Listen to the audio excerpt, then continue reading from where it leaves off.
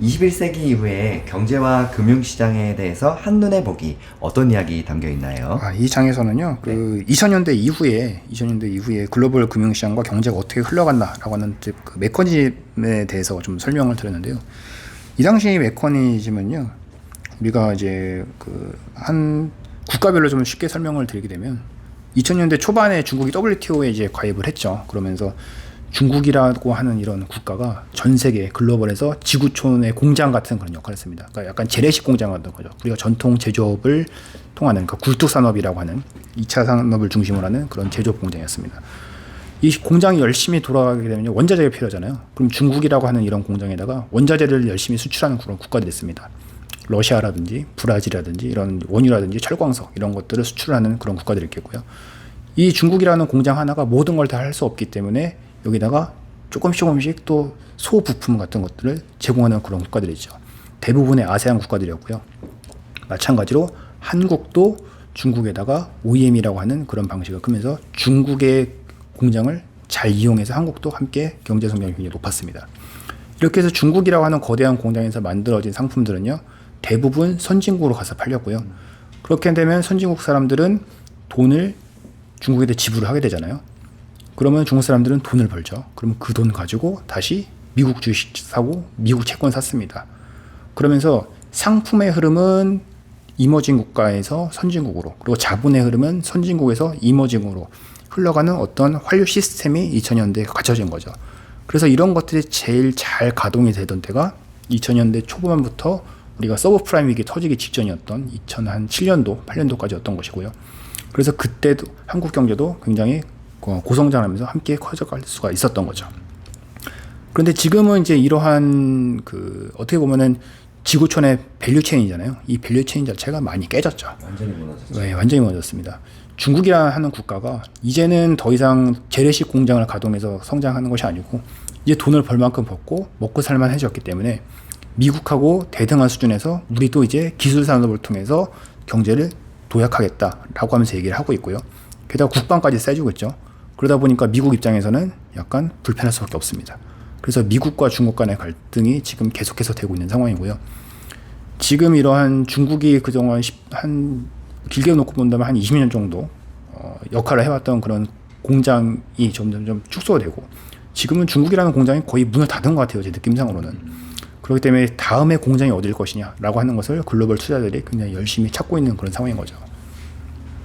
네. 네. 그래서 최근에 베트남 인도 투자 이야기 많이 나오더라고요. 네, 맞습니다. 이러한 이유 때문이시죠. 네. 탈중국화 네. 점점 더 심해질 것이다. 네, 알겠습니다. 다음 질문 바로 이어서 해볼게요.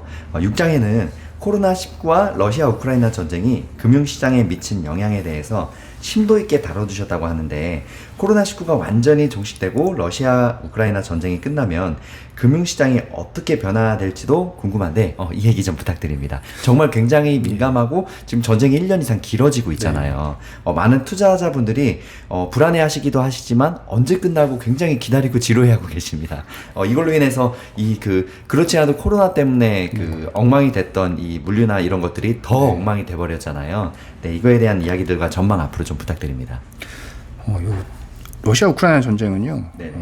일단은 직접적인 영향 자체는 지금 1년 이상 전쟁을 끌면서 많이 좀 소멸이 됐어요. 분명히 전쟁이 처음 터졌을 때는 유가가 이제 130불까지 가면서 막 올라갔었는데 지금은 거의 반토막 나 있는 그런 상황이잖아요.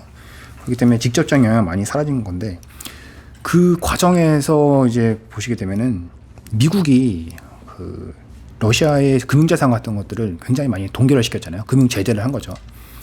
그런데 우리가 물론 러시아 전장에서 이걸 도의적으로 어떻게 평가하기는 제가 정치 전문가가 아니기 때문에 참 조심스럽습니다. 그런데 우리가 옛날 영화라든지 드라마 같은 데서 보시게 되면은 범죄 조직들이 어느 나라의 계좌를 많이 갖고 있나요? 북한이나 러시아에 많이 갖고 있나요? 그렇기도 하지만 보통 그런 거 있잖아요. 스위스에 많이 가지고 있잖아요. 네네, 맞습니다. 그렇게 때려 죽일 놈들도 스위스의 계좌를 갖고 있고요. 맞아요. 그 때려 죽일 놈들 돈도 함부로 할 수 없습니다. 스위스 은행은 그만큼 아무도 당사자가 아니면 건드릴 수 없다라고 하는 영화에서 정말 많이 나오죠. 강한 신뢰가 형성되어 있기 때문인데요. 러시아가 전쟁 일으켰다고 갑자기 자산을 동결시켜 버린다든지 빼간다든지 그런다는 것은 다른 국가들이 봤을 때는 어떻게 보였었겠어요, 그게. 야, 미국한테 잘못 보이면 네네네. 내 돈도 내 돈이 아니구나 그렇지. 라는 그런 공포심을 심어주기에 충분했던 거거든요. 맞습니다. 그렇기 때문에 이제 달러에 대한 신뢰가 저는 약간의 금이 간 사건이라고 저는 보고 있고요. 그렇기 때문에 이러한 그 배경을 지금 하나의 트리거로 해서 중국 위안화가 지금 막 올라오고 있잖아요.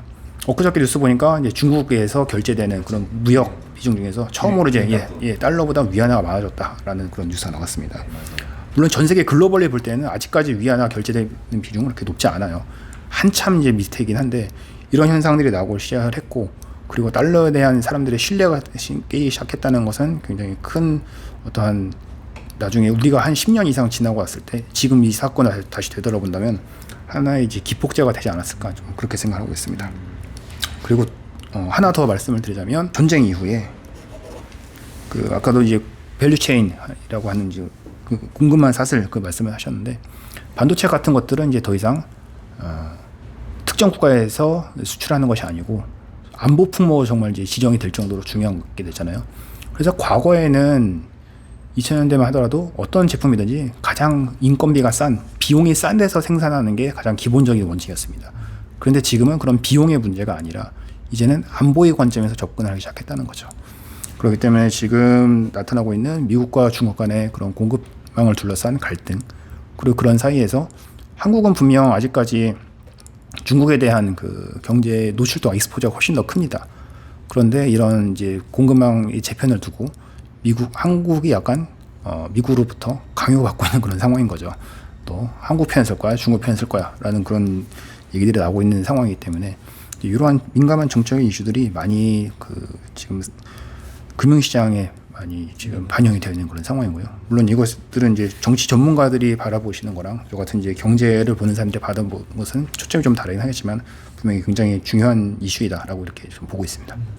네. 저도 이 미국 반도체법 때문에 최근 이야기가 많잖아요. 네. 우리나라가 손해를 많이 볼 거라고. 예.